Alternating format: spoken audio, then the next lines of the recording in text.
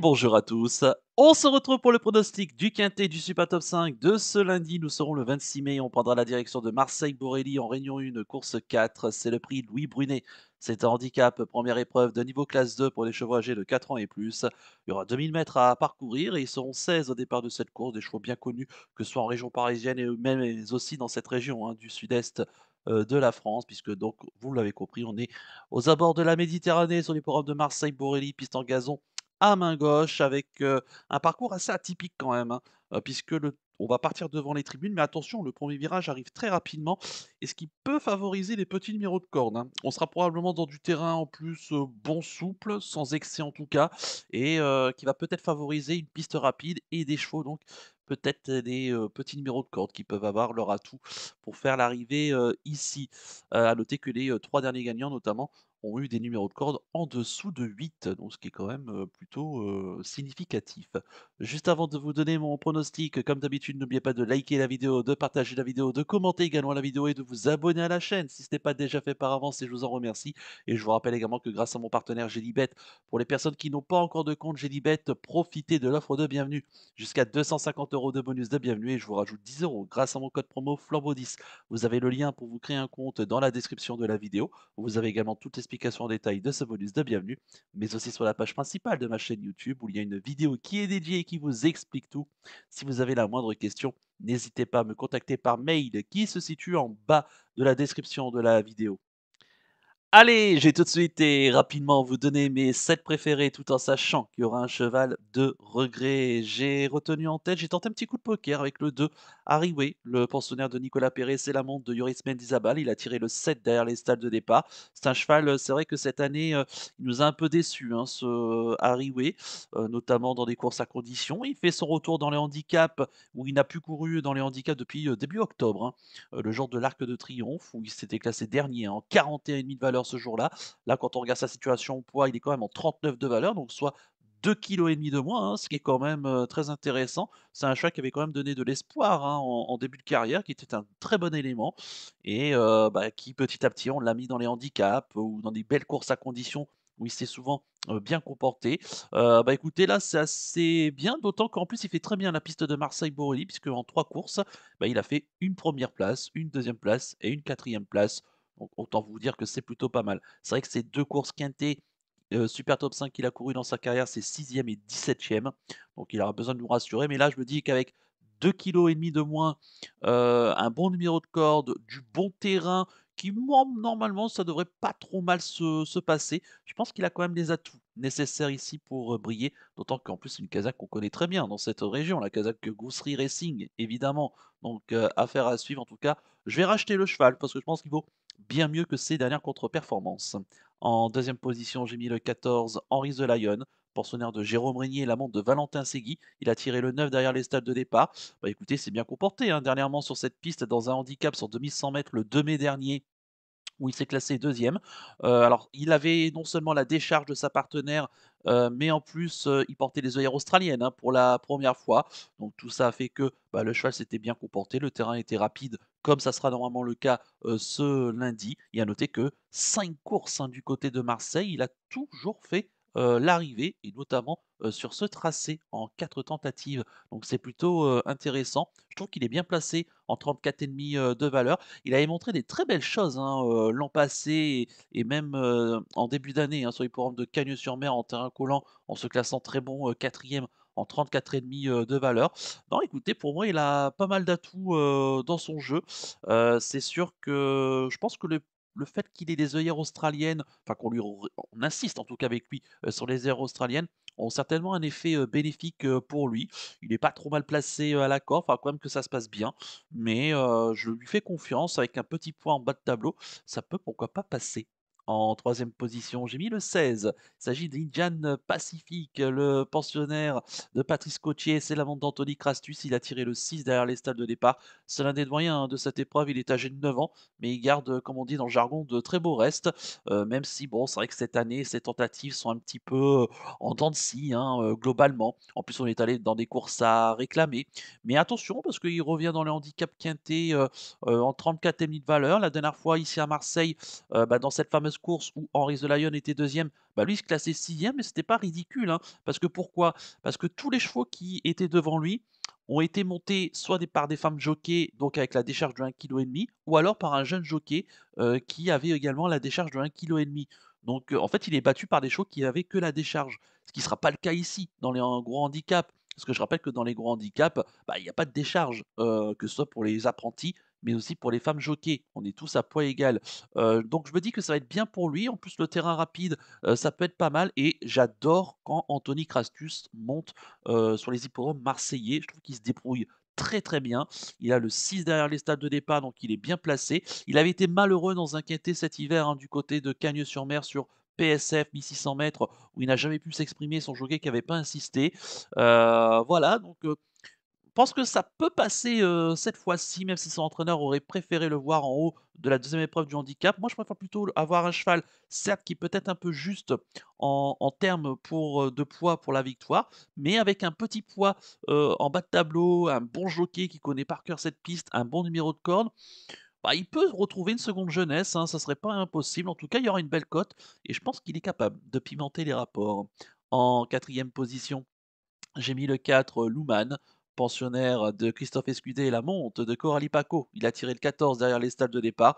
Bah, il a très bien couru, hein, la dernière fois du côté de Salon de Provence dans un handicap le 17 avril dernier, dans un terrain qui était assez souple, hein, ce jour-là. Il a bien fini à la deuxième place. C'est Carlston, hein, qui gagnait devant c'est Cléodore qui va le retrouver ici. Cléodore qui allait gagner d'ailleurs la course référence du 2 mai du côté de Marseille. Bah écoutez, Luman, c'est vrai que j'aurais peut-être préféré une piste un peu plus souple pour ses aptitudes. Maintenant, il connaît très bien la piste de Marseille, il s'est souvent, bien comporté. Il n'avait pas été, très heureux l'an passé d'ailleurs dans cette épreuve où il s'était classé, 7e, où il n'a jamais pu vraiment, pu s'exprimer, hein, pour finir. Alors c'est vrai qu'ici, il a tiré le 14 à la corde, donc faudra vraiment que ça se passe bien en termes de parcours et qu'il soit pas trop en suspension, notamment dans le 1er tournant, hein, qui je rappelle arrive très vite. On va espérer que, il y aura pas trop de remous, donc dans ce tournant-là. Bah, écoutez, c'est vrai que en dépit de l'état du terrain qui aura peut-être pas, une piste suffisamment souple pour ses aptitudes, je vais quand même au moins le garder pour les belles places parce que, la dernière fois, il m'a quand même pas trop mal plu et comme c'est un chat qui fait aussi bien Marseille, avec Coralie Paco qui a aussi une bonne réussite sur cette piste, je me dis que, allez, ça peut compenser son numéro de corde extérieur donc avec un bon parcours, il peut se placer.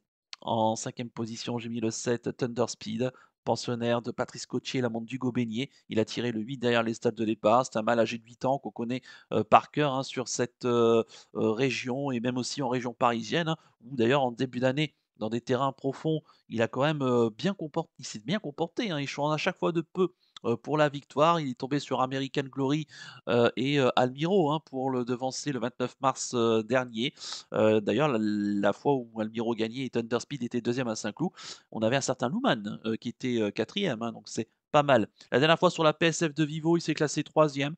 Bon, on sait que la PSF de Vivo, c'est assez spécial et moi je pense que c'est un cheval qui est mieux, sur, gazon et il terminait aux côtés de Népalais, hein, qui a gagné donc derrière un quintet, il y a pas très longtemps, sur l'hippodrome d'Angers et Novaken qui va le retrouver ici, qui se classait, 2e. Bah, écoutez, il revient dans les handicaps, pas trop mal placé, du bon terrain, qui est impératif, je pense, pour lui avec l'âge. 36 et demi de valeur, et je crois que sur cette piste de Marseille, il s'est, assez bien comporté, hein. Il était 5e d'ailleurs de cette course, l'an passé, avec en plus un numéro 16, à la corde. Donc, là cette année, il est beaucoup mieux loti. Bah, écoutez, si tout se passe bien, il a tout à fait le droit de venir, chipper au moins une place. En sixième position, j'ai mis, le l'As Parthénite, le pensionnaire d'Elias Michalides, ça c'est l'amant de Marine Grandin. Il a tiré le 4 derrière les stades de départ. Bah, écoutez, c'est un bon cheval, hein, qui a quand même, couru des, bonnes courses, hein, en début de carrière et même des listed et des belles courses à conditions, assez bien huppées, dans son, ensemble. La dernière fois dans un handicap à Longchamp, malheureusement, il a échoué, il a été assez vite battu, hein, d'ailleurs ce jour-là, sur les 2000 mètres en terrain rapide. C'est vrai que lui aussi aurait peut-être préféré une piste un peu plus assouplie. Maintenant, il était quand même abaissé de 1 kg sur l'échelle du handicap. Marine Grandin, bah, qui connaît par cœur, hein, cette piste et à noter qu'il avait, dans le Grand Prix de Marseille il y a 2 ans, ils étaient quand même classés 4e, hein, sur ce tracé-là. Donc, sachant qu'il fait plutôt bien Marseille, mais c'est vrai que j'aurais quand même préféré une piste un peu plus souple. Maintenant, ça reste un cheval de qualité, qui baisse donc petit à petit sur l'échelle des handicaps. Un peu comme, Harry hein, il n'a jamais été pris aussi bas, sur l'échelle des handicaps, donc attention à lui. Une place, n'est pas à exclure avec lui. Et puis enfin en 7e position, j'ai mis le 6 Azov, le pensionnaire de Julian Résimond, l'amant de Tony Picon. Il a tiré le 12 derrière les stalles de départ. C'est un bon cheval, hein, qui fait souvent toutes ses courses et à noter qu'il avait gagné une course, hein, l'an passé, sur cette piste de Marseille, sur ce tracé-là en 42 valeurs dans un handicap.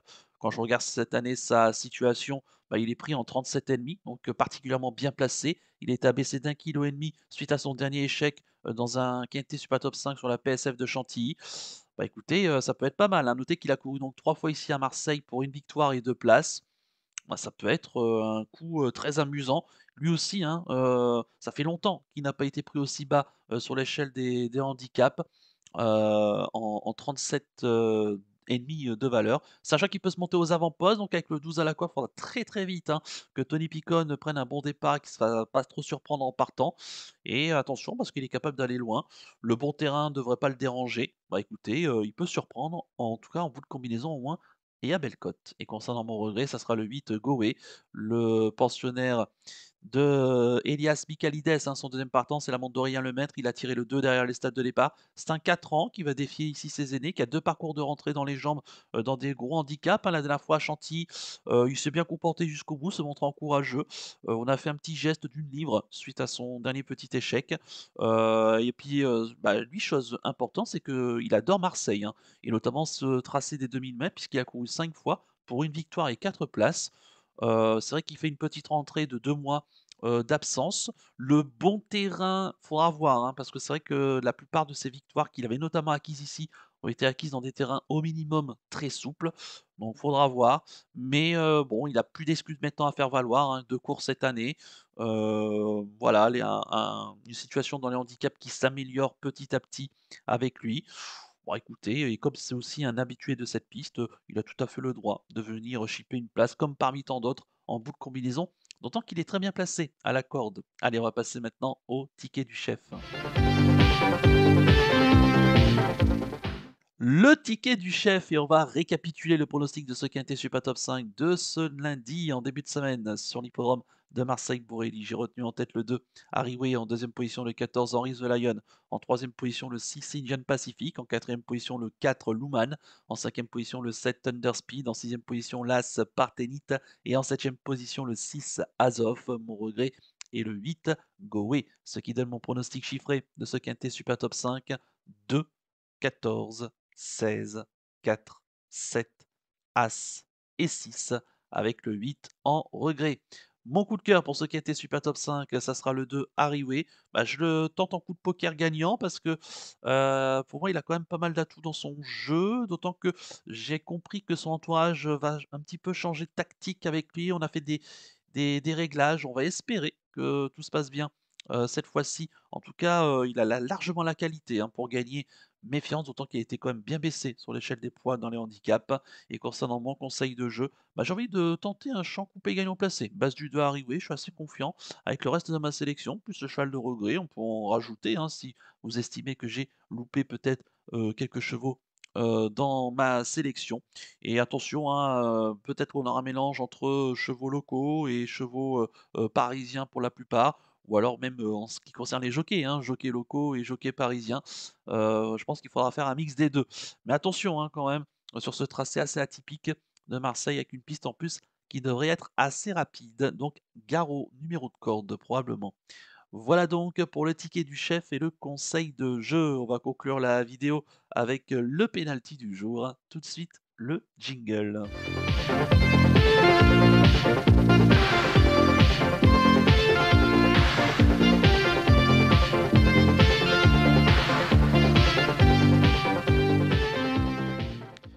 Le Le penalty du jour et auparavant, on va revenir, bien, sur, la troisième place d'Humour Festif ce samedi du côté, d'Anguien. Le cheval qui a assuré sa mise en jambe, s'est retrouvé en deuxième partie de peloton et puis dans le dernier passage en face, Mathieu Mottier a fait l'effort.